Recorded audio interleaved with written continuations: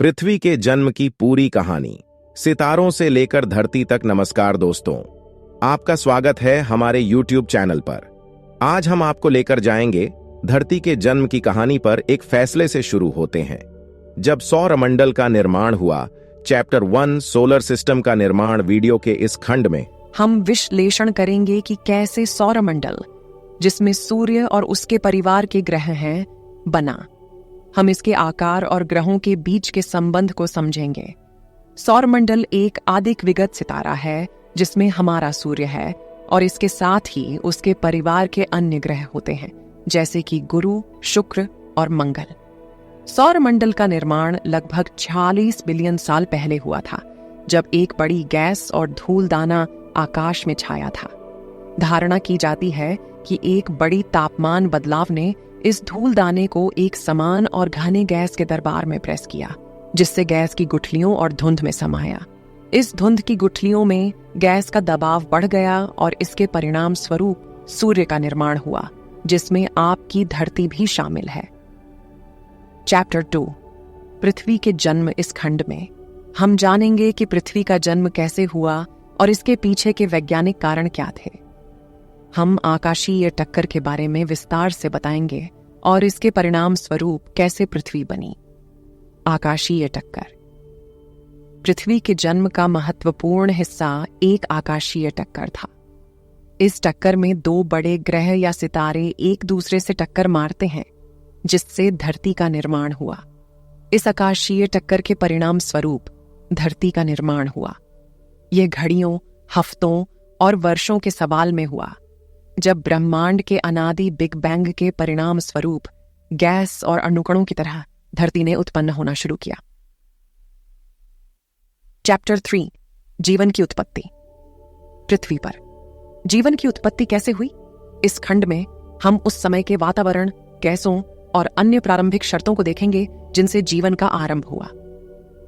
जीवन की उत्पत्ति एक फैसले से शुरू हुआ था, जब पृथ्वी पर अद्वितीय परिस्थितियों में एक रूप की जीवन उत्पन्न होने लगा।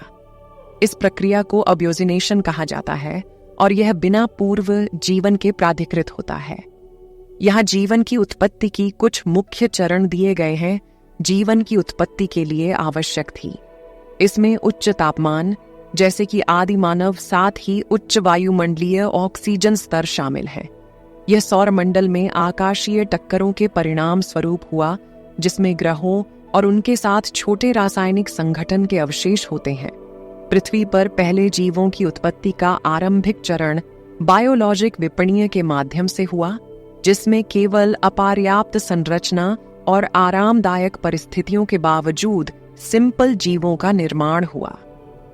आत्म संजीवनी जीवन की जनन प्रक्रिया के साथ जीवों के जीवन की प्रक्रिया में एक नई दिशा बदल गई, जिसमें जीवों का अधिक विकास हुआ और उनके जीवन की स्वाभाविक प्रक्रियाएं हुईं। आज का पृथ्वी पर्यावरणीय चुनौतियों का सामना कर रहा है, जैसे कि जलवायु परिवर्तन, प्लास्टिक प्रदूषण और अन्य प्रदूषण।